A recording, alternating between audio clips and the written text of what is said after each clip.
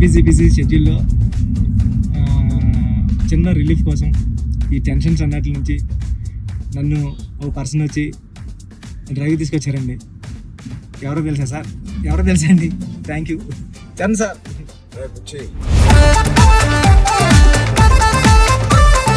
ఏం లేదు బుచ్చి, ఒకటి అడుగుతాను ఏం అనుకో కదా. చెప్పండి సార్. సరే మీరు అడిగితే ఏమనుకుంటారు సార్? నీ బైసెప్ మిస్ అవుతున్నా సార్ ఆ రోజు చూపి ఒకసారి.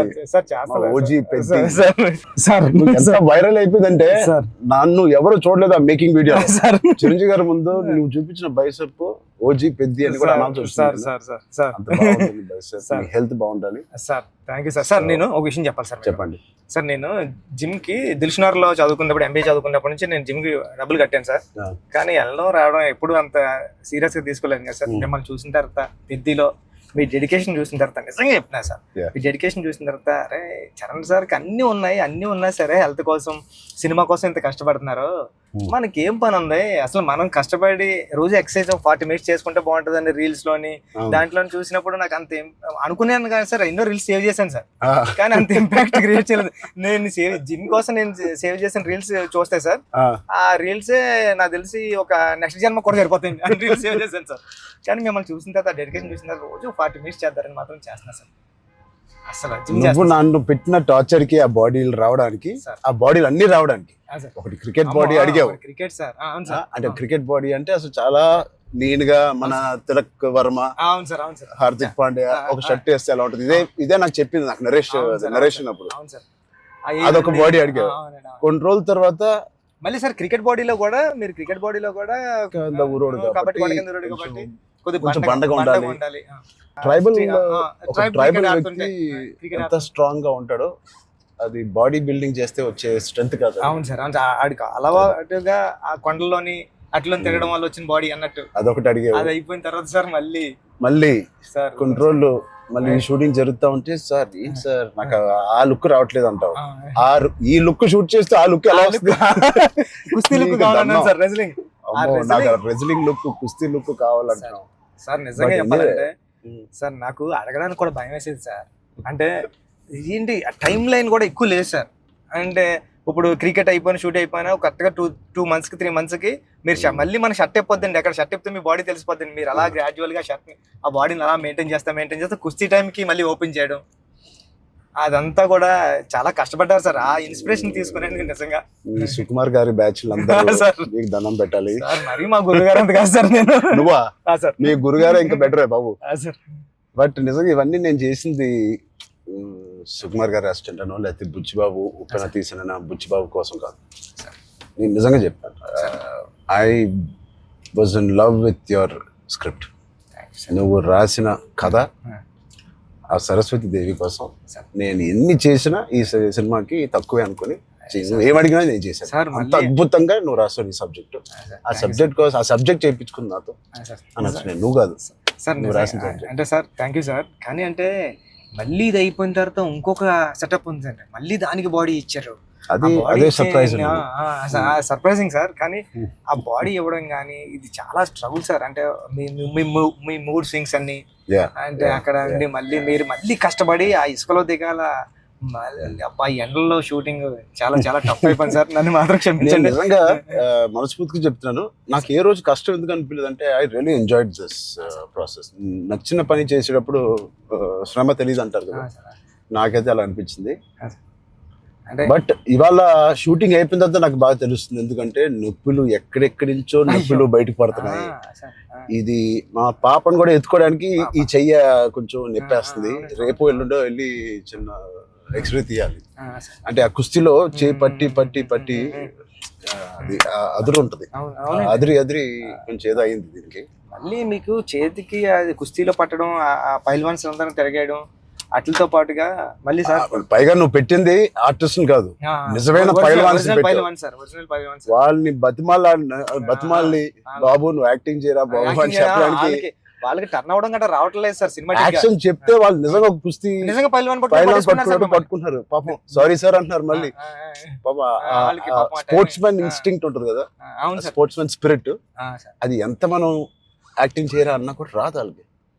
అలా నాకే ఊపు వచ్చే ఒరిజినల్ గా వచ్చేసి మిమ్మల్ని మీ ఒక ఫైల్ వన్ అయితే పట్టుకొని వచ్చేసి టప్ అని మీ నెక్క దగ్గర పట్టుకొని అది ఎందుకు సార్ కుస్తీలో మీ కొన్న మీద అంత దెబ్బ తగిలింది అయితే నేనైతే పానిక్ అయిపోయాను సార్ నేను లేచి అదైతే చాలా అంటే దేవుడు ఉన్నాడు కాబట్టి జరిగింది సార్ కన్ను మీద అంటే నాకు చిరంజీవి సార్ ఏం చేస్తారని భయం వేస్తుంది. సెకండ్ హాఫ్ మనం సినిమా రన్ త్రూ లో కదా తీసాం. అవును సార్, సినిమా రన్ త్రూ లోనే మన షూటింగ్ కూడా సీనిక్ ఆర్డర్ లోనే తీసాం మన సినిమా. సో అది తీయడం వల్ల ఐ థింక్ నాకైతే చాలా చాలా హెల్ప్ అయింది మీరు అలా తీయడం వల్ల. ఒకటి మనందరికి ఇది జర్నీ ఆఫ్ పెద్ది కాబట్టి బిగినింగ్ టు ఎండ్ ఆ జర్నీ ప్రకారంగానే మనం తీయడం అనేది అందరికి ఆ మూడ్ లో రావడానికి అర్థమైంది. ఈ సీన్ ఎందుకు తీస్తున్నాం అందరికి అర్థమైంది, ఎందుకంటే దాని ముందు రోజే ఆ సీన్ తీసాం కాబట్టి. రన్ త్రూ లో వచ్చేసరికి మన సెకండ్ హాఫ్ అంతా మనం ఒకే టైం పీరియడ్ లో షూట్ చేసాం. సెకండ్ హాఫ్ అంటే ఏంటి, కల్మినేషన్ ఆఫ్ ఆల్ ద మీరు రాసిన స్టోరీ అంతా culmination. Heaviest action, heaviest emotion, heaviest song second half లోనే పెడతావు. సో అంత హెవీ వర్క్ మనకి లాస్ట్ 65 days లో మనం షూట్ చేసాం. నిజంగా దేవుడు లేకపోతే అంత హెవీ వర్క్, అన్ని కుస్తీ ఫైట్లు, క్లైమాక్స్ ఫైట్, క్లైమాక్స్ సాంగ్, ఇంకో సాంగ్, రే రారా, ఏమి మనకేం అవ్వకుండా మీకేం అవ్వకుండా నాకేం అవ్వకుండా జరిగిందంటే అది నిజంగా పెద్దకున్న బలం. అది పెద్ద సబ్జెక్ట్ కి పెద్ద స్క్రిప్ట్ చేయించుకుంది తప్ప. లాస్ట్ 75 days షూట్ చేస్తాను సార్. ప్రతి సినిమాలో నాకు ఏదో ఒక యాక్సిడెంట్ అవుతూనే ఉంది. RRR లో కూడా కాలు ఎరగ కొట్టుకున్నాను, రంగస్థలం కూడా ఒకటి ఏదో అయింది నాకు గుర్తులేదు. గేమ్ చేంజర్ లో ఇక్కడ లిప్ కట్ అయిపోయింది, ఇక్కడ ఇది అయింది. కానీ ఎక్కడ ఒక్కరోజు మన షూటింగ్ ఆపింది లేదు. అది నిజంగా అది దేవుడు. ఇంకేంటి బుజ్జి సార్ పోస్ట్ ప్రొడక్షన్ ఎలా జరుగుతుంది చెప్పు, సరదాగా అడుగుతున్నా. సార్ రెహమాన్ సార్ అంటే నేను ట్వీట్ వద్దాం అనుకున్నాను సార్, ఎర్ర కొట్టేసారు RRR అని. అంటే మళ్ళీ 2 ఎట్లా అయిపోతుందో నేను వేయలేదు సార్. నెక్స్ట్ లెవెల్ RRR ఇచ్చారు sir Rahman sir. Okay, next level అండి. అంటే ఎమోషన్ గానీ నాకు నేను వెళ్ళి కూర్చున్నాను సార్. నిన్నే కూర్చుంటే ఇది మన సినిమా మన విజువల్ ని నెక్స్ట్ లెవెల్ పట్టుకుపోయారు సార్. ఓకే, రెహమాన్ గారు కానీ, రత్నవేల్ సార్ కానీ, అసలు అంటే రత్నవేల్ గారి గురించి మాట్లాడరు. మనం అనుకున్నప్పటి నుంచి అది ఎంత పెద్ద అసెట్ రత్నవేల్ గారు. ఇట్ ఈస్ అంటే బ్యూటీ షాట్స్ ఇచ్చారు, కమర్షియల్ షాట్స్ ఇచ్చారు, అండ్ కథని అర్థం చేసుకునే విధానం రత్నవేల్ గారు మించిన కెమెరామెన్ నేనైతే పని చేయలేదు. ఉండే ఉంటారు కానీ నేనైతే పని చేయలేదు కదా సార్. ఎందుకంటే సార్ రాండీ సార్ ఇప్పుడు నేను ఫస్ట్ సినిమా చేశాను సార్, ఇది second cinema and second film sir నాది. ఇంత పెద్ద కెమెరామ్యాన్ ఉండడం వల్ల నాకు చాలా పెద్ద సపోర్ట్ వచ్చింది సార్. రాండీ సార్ లాంటి ఉండడం వల్ల నేను ఏమైనా మిస్టేక్లు చేసినా సరే ఇది కాదు ఇది చూసుకో ఒకసారి ఆలోచించుకొని వచ్చి చెప్పడం కానీ బిగ్ బ్రదర్ దాంట్లో నో డౌట్ సార్. అంత ఆయన కరెక్ట్ చేయడం కానీ అవన్నీ నేను చూసేదాన్ని ఒక్కొక్కసారి ఆయన నెక్స్ట్ లెవెల్ పట్టిపోయేవారు సార్. వచ్చి ఇలా చేద్దాం మనం అని. లైటింగ్ మాత్రం వేరే స్థాయిలో ఉంటది అసలు. సార్ మీకు చెప్పాలంటే ఢిల్లీ ఎపిసోడ్ ఢిల్లీలో ఎలా ఉన్నారంటే సార్ మీరు ఢిల్లీ ఎపిసోడ్ నాకు మిమ్మల్ని చూసిన ప్రతిసారి కళ్ళంటే నీళ్ళు వస్తా సార్. ఐ థింక్ నా ఫేవరెట్ ఎపిసోడ్ చెప్పొచ్చు లేదో తెలియదు ఇస్ ద ఢిల్లీ ఎపిసోడ్. అంటే నీ కథ మొత్తం నువ్వు ఇందాక 2 గంటలన్నర కథ లేదా 3 గంటల కథ, ఆ ఢిల్లీ ఎపిసోడే మీ కథ. అవును సార్. ఢిల్లీ నేను ఢిల్లీ ఎడిటింగ్ రూమ్ లో చూసిన ప్రతిసారి మీకు కాల్ చేశాను సార్. నవీన్ అంటున్నారండి, ఎడిటర్ నవీన్ ఏమన్నాడంటే అండి, నవీన్ అన్న వచ్చి నువ్వు చూసిన ప్రతిసారి 20 వరకు కాల్ చేస్తున్నావు అని. అంటే దాంట్లో ఫ్రేమ్ తీసి కట్ చేద్దామన్నా సరే నాకు భయం వేసి ఇది తీద్దామా లేకపోతే ఇది ఒక్కటే తీసేద్దామా అంటే నువ్వు ఒకసారి గుర్తుపెట్టుకో ఈ విజువల్ చూసిన ప్రతిసారి నువ్వు రామ్ చరణ్ సార్ కాల్ చేసావు, నువ్వు ఎలా చేస్తావు ఇది అంటే అవునా అయితే తీనని మళ్ళీ దాన్ని హోల్డ్ చేసి దాని బిఫోర్ ఎక్కడ కట్ చేశాను కానీ ఢిల్లీ కట్ చేయలేదు సార్. ఢిల్లీ ఎపిసోడ్ నాకు సినిమాలో నాకు ఫేవరెట్ ఎపిసోడ్. అవును సార్. ఢిల్లీలో అప్పుడు టెంపరేచర్ కూడా చాలా చలండి, పక్కన షూటింగ్ చేయడానికి కూడా అవన్నీ క్లైమేట్ కూడా కంట్రోల్ లేదు సార్. బట్ ఎపిసోడ్ మాత్రం ఎలా షూట్ చేయాలని అనుకున్నాను. ఆ ఒక్క ఎపిసోడ్ కి రాండీ గారికి 100% ఇచ్చారు సార్. అందుకని దాన్ని వైడ్ రేంజ్ ఫ్రేమ్స్ తో స్పాన్ కానండి, అంత కలర్ టోన్ కూడా ఢిల్లీ దగ్గర కలపలతో ఫిల్మ్ కలర్ టోన్ మార్పు సార్. లుక్ అండ్ ఫీల్ కూడా మొత్తం అంతా ఢిల్లీ ఎపిసోడ్ లోనే ఒక వ్యవసాయం ఉంటది కాబట్టి మన సినిమాలో కదండి ఎమోషన్ అంతా హోల్డ్ చేయడం కానండి. వచ్చే ట్విస్ట్ ఆ, will be the biggest twist in the అవును whole సార్ film. అవును సార్ అవును సార్ అది ఎలా రాసావో నాకు తెలియదు.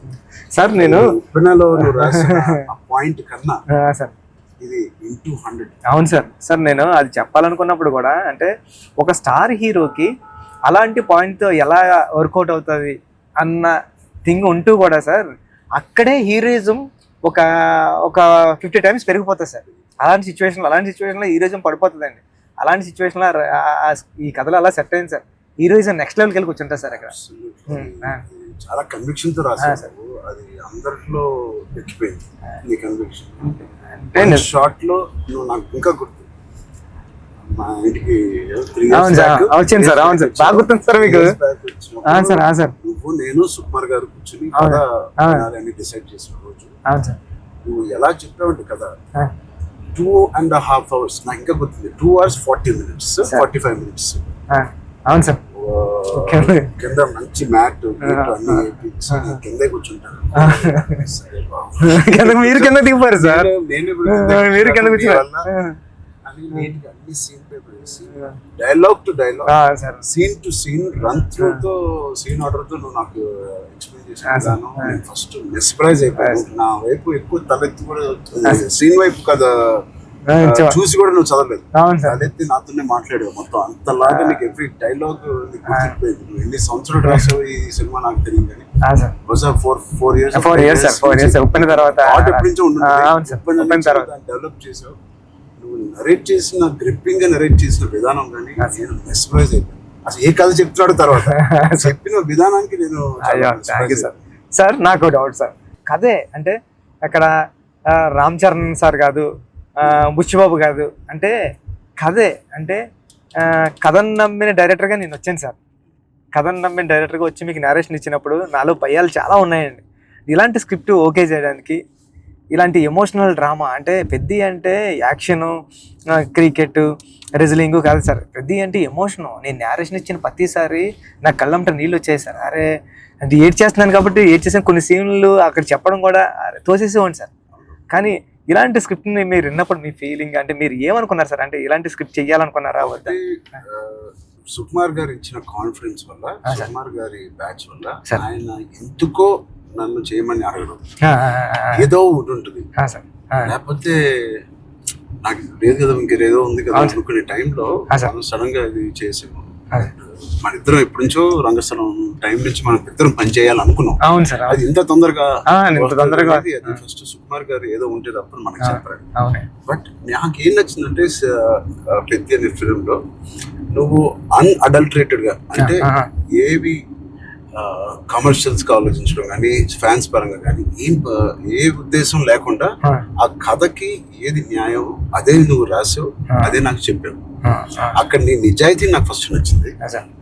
ఆ క్యారెక్టర్ లో ఉన్న నిజాయితీ నచ్చింది. పెద్దిగాడి క్యారెక్టర్ లో ఉన్న నిజాయితీ నాకు నచ్చింది.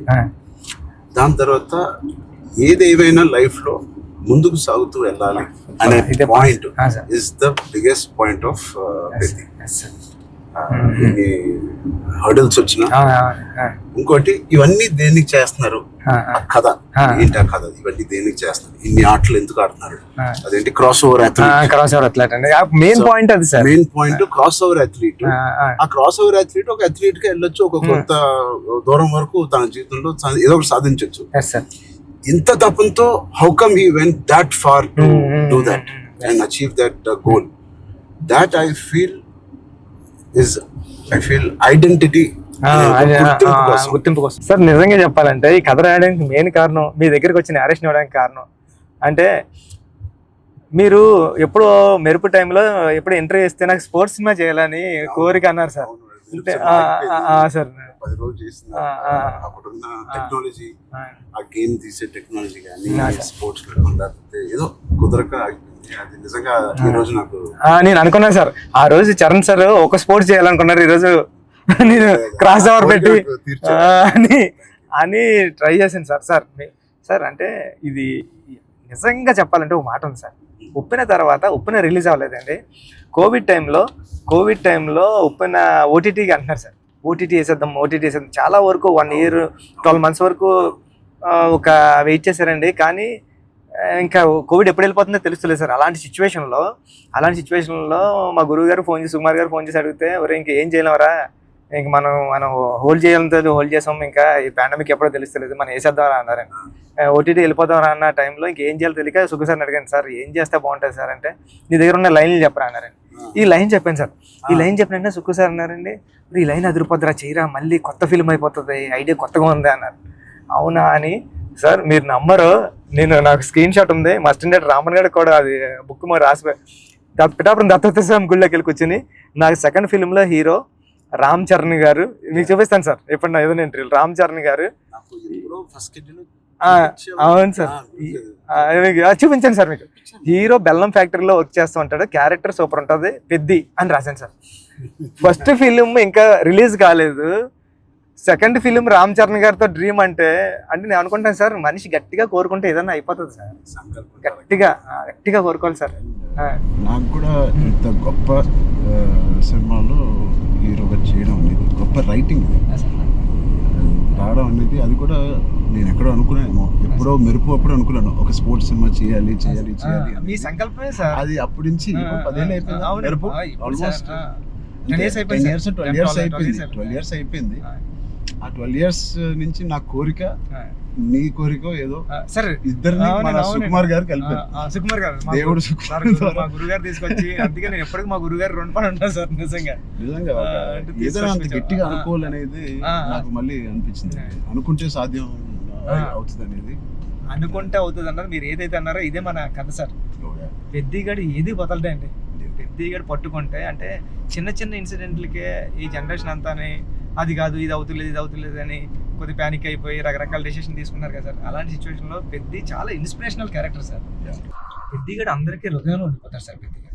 పెద్దిగాడు చాలా ఇన్స్పిరేషనల్ క్యారెక్టర్ అంటే నిజంగా చెప్పాలంటే పాఠ్యాంశాల్లో అంటే బుక్స్లో ఉండాల్సిన క్యారెక్టర్ అండి. 7th class నాన్ డీటెయిల్లో ఉంది సార్, అంటే పట్టుదల ఉంటే సాధించలేనిది లేదని. అలాంటి బుక్ లో నేను రాసినప్పుడు నాకు ఆ కథ గుర్తొచ్చిందండి. అరే విక్రమాదిత్య ఏదో అండి అతని పేరు, అతను చాలా స్ట్రగుల్ అయ్యి అనుకున్నదాన్ని రీచ్ అవుతాడండి. అంటే పెద్దికి కూడా విజయం అంత ఈజీగా దొరకలేదండి. పెద్ది చాలా స్ట్రగుల్ అవుతా తన విజయాన్ని, తన డెస్టినేషన్ ని, తన గోల్ ని రీచ్ అవ్వగలిగాడు కానీ అంత ఈజీగా ఈ జనరేషన్ చిన్న వాటికే కొద్దిగా ప్యానిక్ అయిపోయి అది కాదు ఇది కాదు అంటారండి. ఇది చాలా ఈ జనరేషన్ సెట్ అవుతుంది, ఈ జనరేషన్ కి చాలా ఇన్స్పిరేషనల్ స్టోరీ. మోటివేషన్ అంటే ఐ ఫీల్ ఒక వ్యక్తికి మోటివేషన్ దొరకడం పొద్దున్న లేచి, అంటే ఇలాంటి సిచ్యువేషన్ వచ్చి నా లైఫ్ లో కూడా వచ్చింది. ఇది వాళ్ళ జనరేషనే కాదు, కోవిడ్ టైంలో అందరికీ ఒక రకంగా కొట్టింది కదా కోవిడ్. మానసికంగా కొట్టింది, హెల్త్ పరంగా కొట్టింది, ఫైనాన్షియల్ గా కొట్టింది, ఈ వేరే రకాలుగా కొట్టినాయి. నాకు కూడా ఒక రకంగా కొట్టింది. And it was very low phase అవన్నీ అన్నాను, కానీ ఇట్ ఈస్ అంత స్ట్రాంగ్ వర్డ్స్ నేను వాడట్లేదు, కానీ ఒక కన్ఫ్యూజ్డ్ స్టేట్ లో ఉండేవాళ్ళం. అంటే అప్పటికి RRR మధ్యలో మీకు కూడా సార్, నాకు కూడా RRR 30-40% అయిన తర్వాత ఆ బ్రేక్ పడింది, అయితే 50% తర్వాత ఆ బ్రేక్ పడింది. పీక్ లో నా ట్రైలర్ రిలీజ్ అయింది, అంటే అంత పీక్ బాడీ లో RRR స్టాప్ అయింది.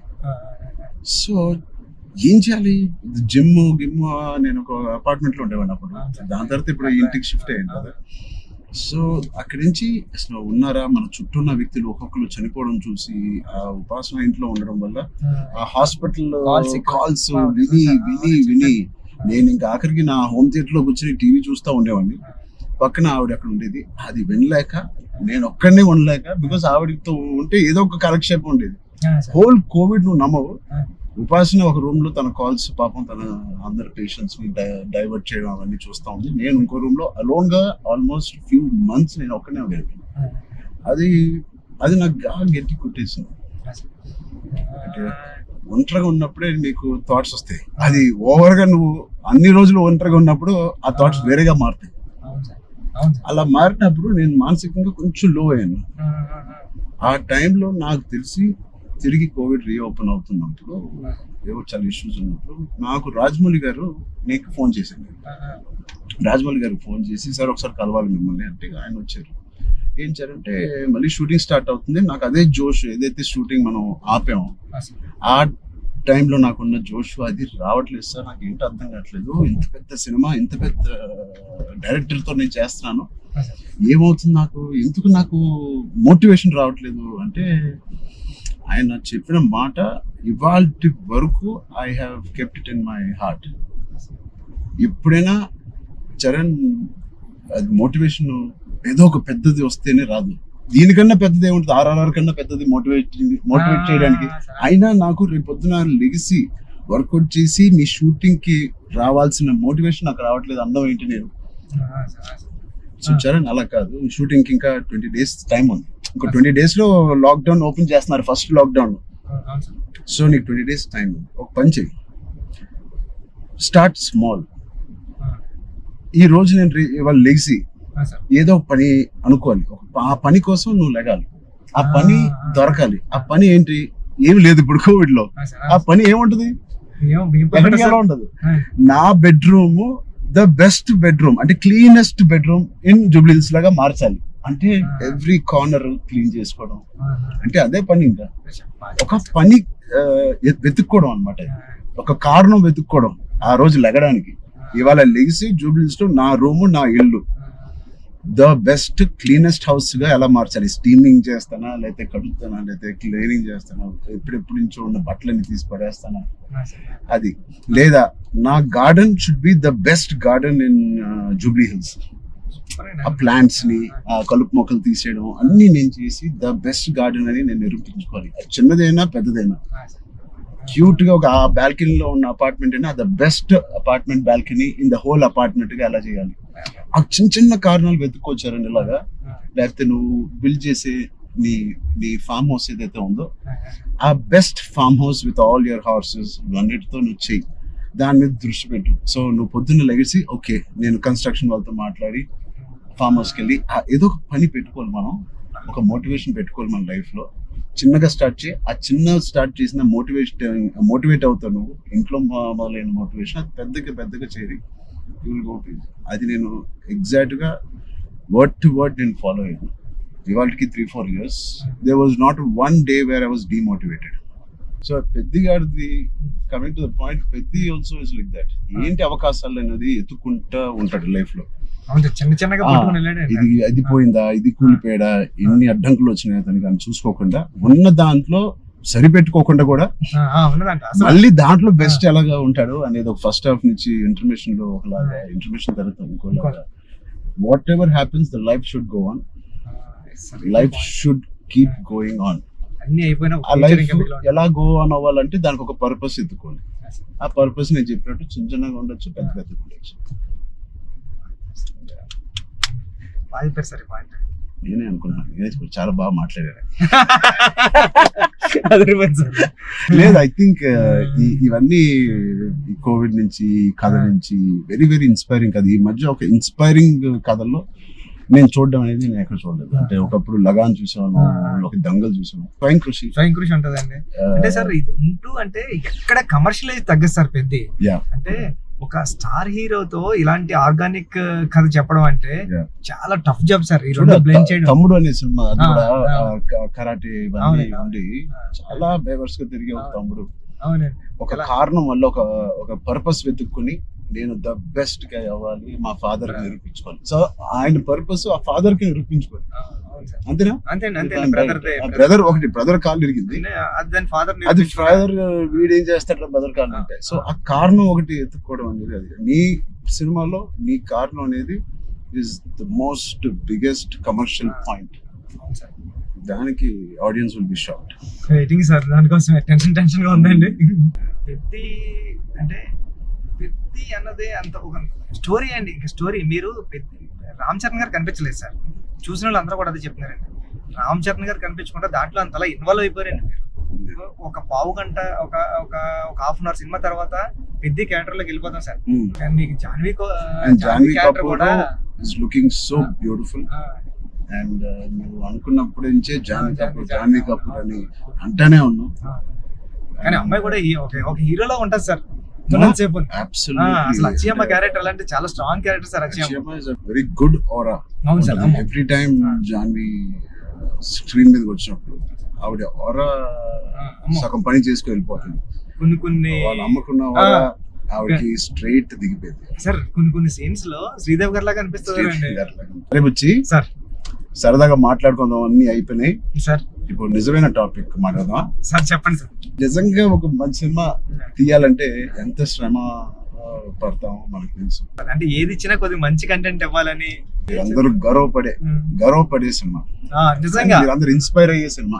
ఫ్యాన్స్ అందరికి అది నిజం సార్. ఎందుకంటే అందరికీ చాలా మంచి సినిమా తీశారు మా హీరో గారు అన్న చెప్పుకోవడానికి అంత ఉంటది సార్. మీకు గుర్తుందా సార్, ఈ సినిమా తర్వాత చాలా మంచి పేరు వస్తుంది, మీకు చాలా మంచి పేరు వస్తుంది అని చెప్తున్నారు. మంచోని కదా కాదు సార్, మంచి పేరు ఇంకా మంచి పేరు వస్తుంది అని అంటే సార్ మీరు ఒక మాట అన్నారు ఇన్స్పైరింగ్ పర్సనాలిటీ లైఫ్. అవును సార్, మీరు ఒక మాట అన్నారు గుర్తుంది సార్. అప్పుడు ఉపాసన మేడం గారు ఉన్నారండి. ఉపాసన గారు అంటే బుచ్చి నాకు మంచి పేరు వస్తుంది అంటే ఈ పేరు ఏదో పెళ్లికి ముందు వచ్చింటే ఇంకా సంబంధం ఇంకా మంచి సంబంధం వచ్చింది నాకు అని మేడం పక్కన చెప్తున్నారండి. మేడం అన్నారండి. అంటే అంత మంచి కథ రాసావంటే అసలు సంబంధాలు మనకి అలా లైన్ లో వస్తాయి. అంత అయిపోయింది. రెహమాన్ సార్ ఆర్ఆర్ వర్క్ చేస్తున్నారు.